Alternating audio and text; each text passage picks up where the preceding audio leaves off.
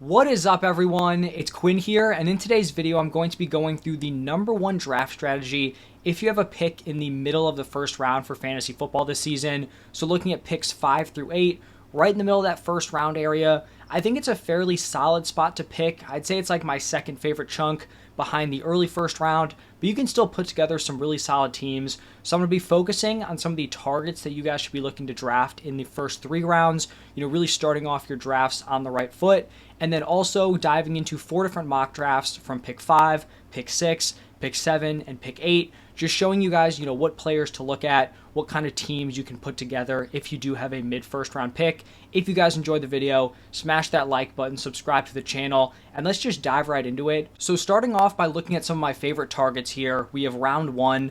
It's going to be color-coded. So green means I think these players are really solid picks in this range.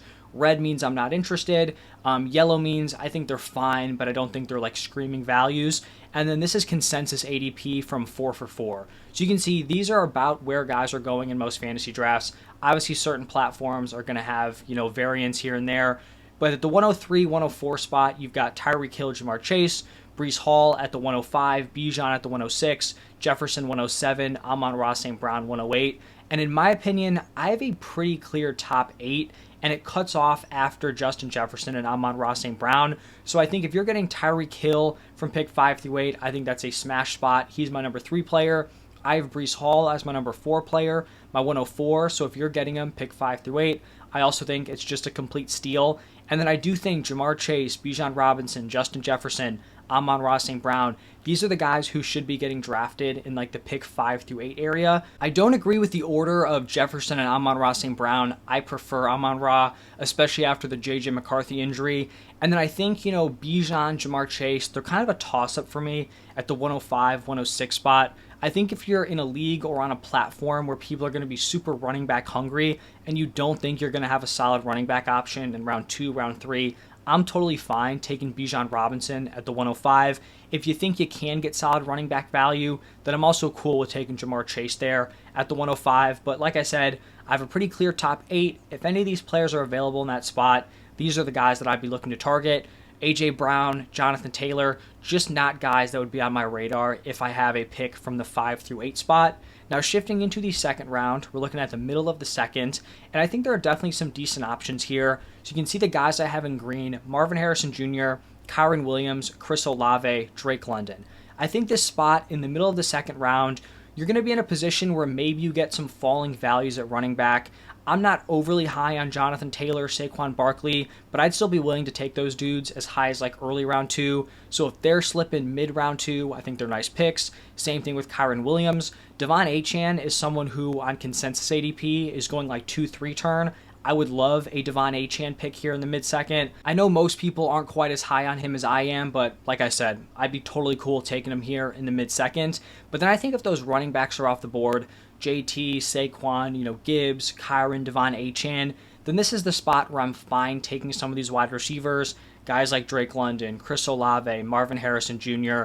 Like if push came to shove, I'd probably be fine taking Devontae Adams like with the 8th pick of this round, but I'd prefer there was, some other player who had some value ahead of him there. So that's what I'm looking at round 2. I think there are fine picks if ADP kind of goes, by consensus, but I also think you can get some fallers, especially at the running back position, which I think would be nice.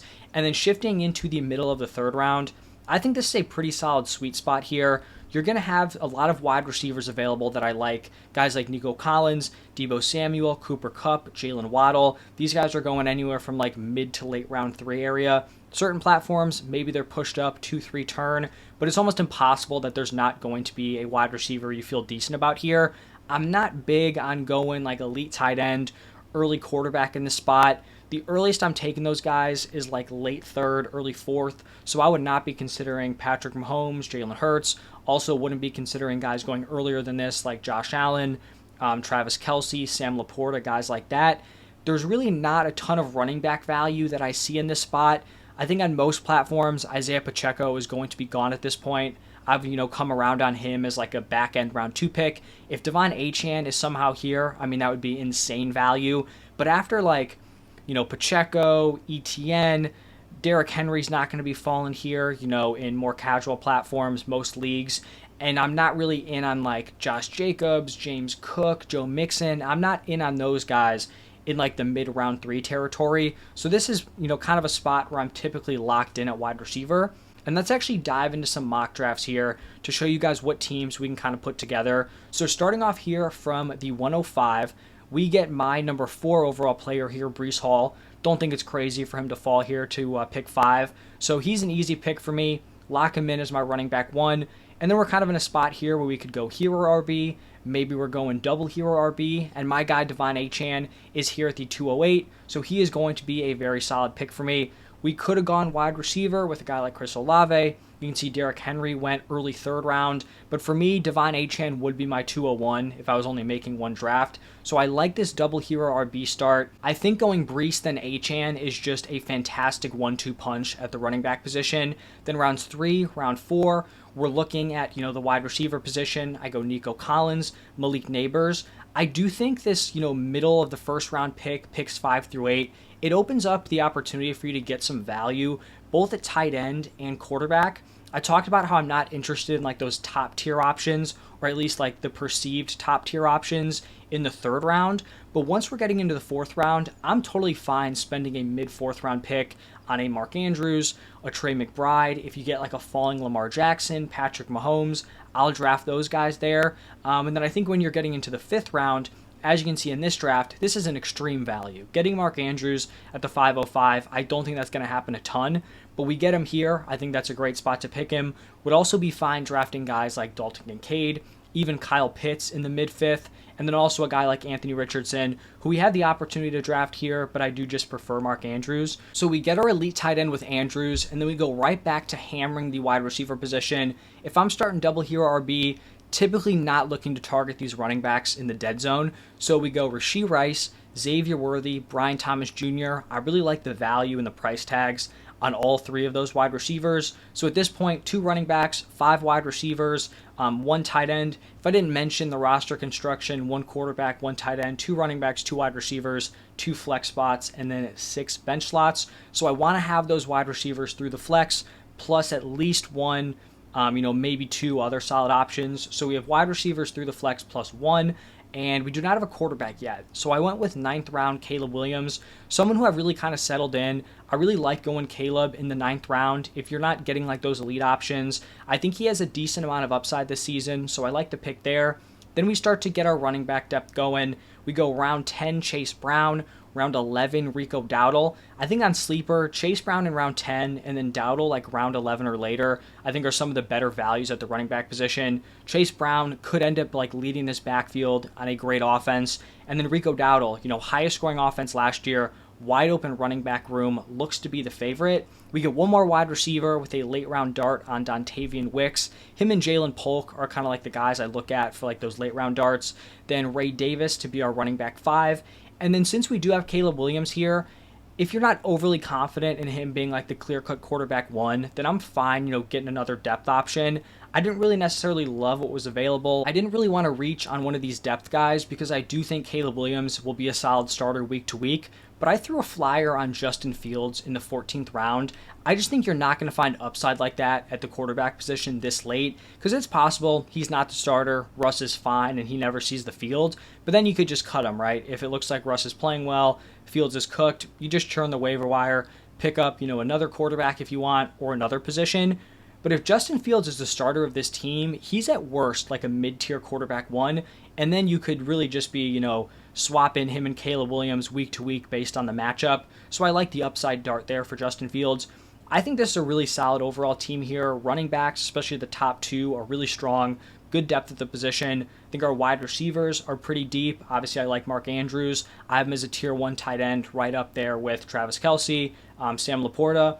And then quarterback, even though we kind of waited at the position, I think both our guys do have a decent amount of upside. So that was from the 5 spot. Now looking at the pick from the 106, this was a spot where Breece Hall went.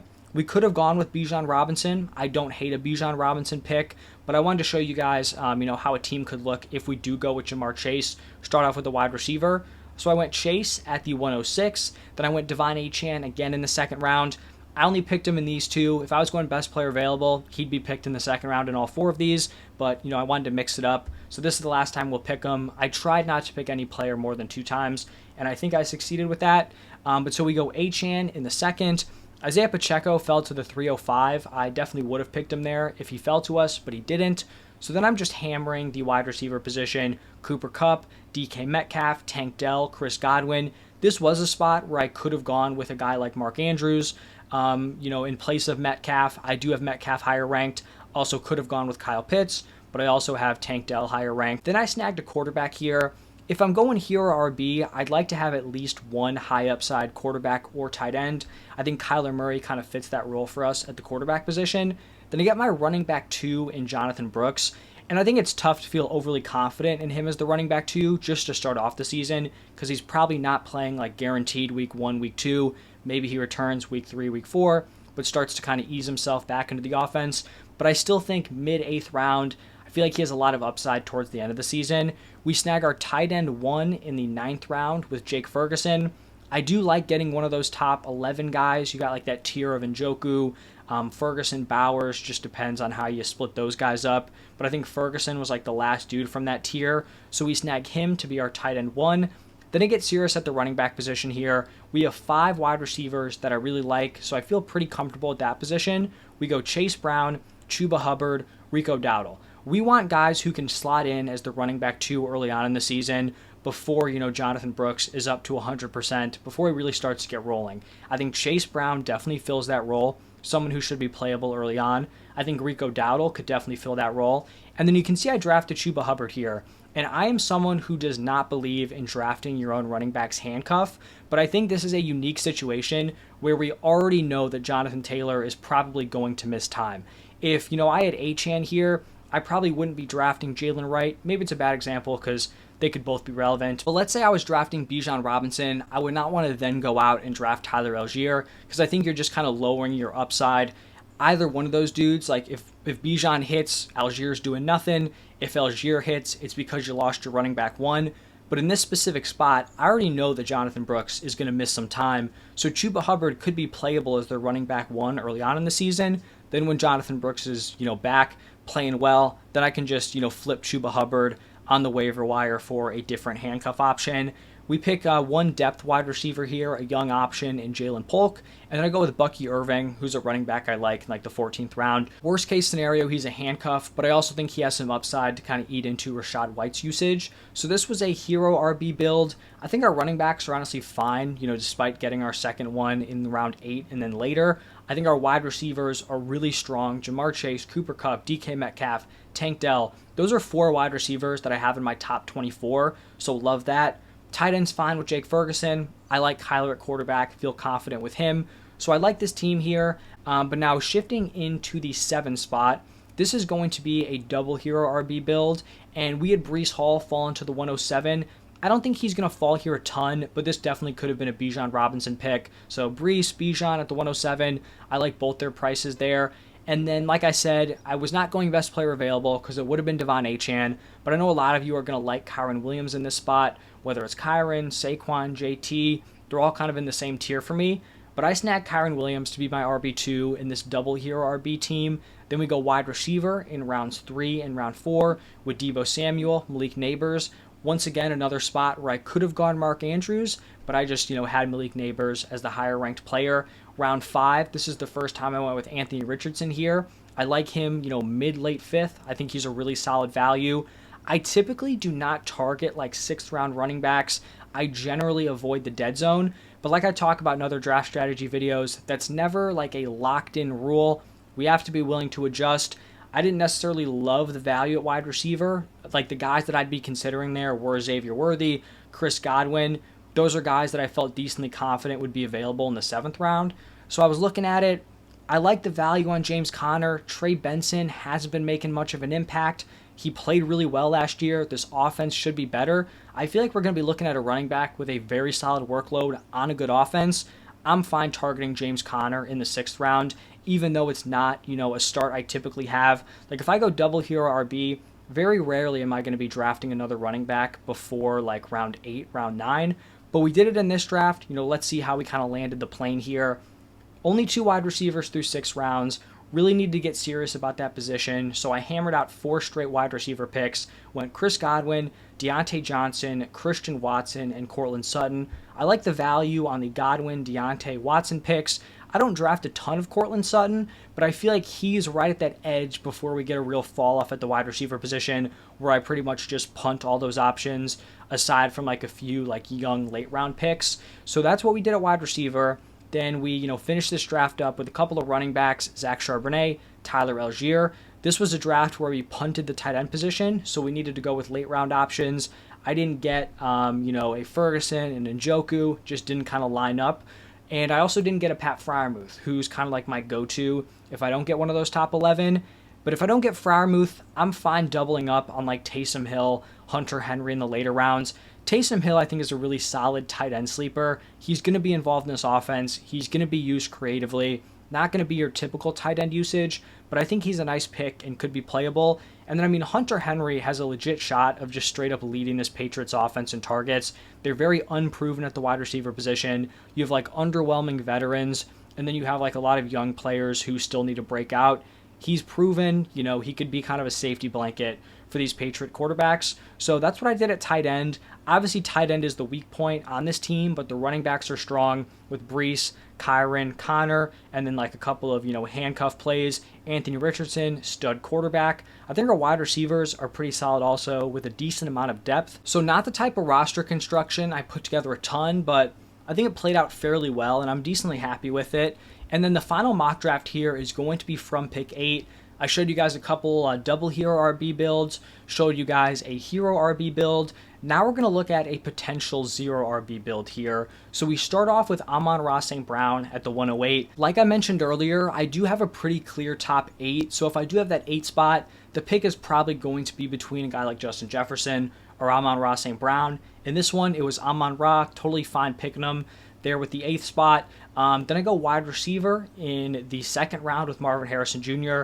This could have been a potential running back. It could have been a Devon Achane, but if I'm not going Achane, I'm totally cool taking Marvin Harrison Jr. here. Then didn't love any value at the running back position in the 3rd. Like I mentioned, I typically don't with this, draft range. Go Cooper Kupp in the 3rd round. Then we get a falling Jalen Hurts. This is why I'm not reaching for 2-3 turn Josh Allen. It's why I'm not picking Jalen Hurts in like the later 3rd round, because we can always have fallers. The quarterback position is so deep. So I go with Jalen Hurts at the 405, and then I get, Kyle Pitts at the 508. When you're going 0 RB, you want to lead options, ideally at both the quarterback and the tight end positions. You don't want to just straight up punt like multiple spots. So we get our elite quarterback, we get our elite upside tight end, and then typically when I'm going 0 RB, I'm not drafting one in the dead zone. But like I talked about in, I think, the last draft, James Conner at the 605, he's one of the exceptions to the rule that I kind of find myself coming around on within that range. So James Conner is going to be our running back 1. We once again hammer the wide receiver position. If we're not stacked at running back, we want to have wide receivers through the flex plus at least 1. In this draft, we have plus 2. We go Xavier Worthy, Ladd McConkey, Keon Coleman. Some people might think this is overkill for rookie wide receivers. I just think those are the best values. Marvin Harrison Jr., Xavier Worthy, Ladd McConkey, Keon Coleman. And I think at least 2, hopefully, 3 plus of these guys are going to be able to produce right away. I think Marvin Harrison Jr. will be fine. I'm not even really considering him as a rookie. Xavier Worthy with the Hollywood Brown injury, I think he's going to have an opportunity to produce right away. Ladd McConkey, same thing, just like a wide open wide receiver room. Keon Coleman, his usage was good in the first preseason game, maybe a little bit raw, but should have a solid opportunity.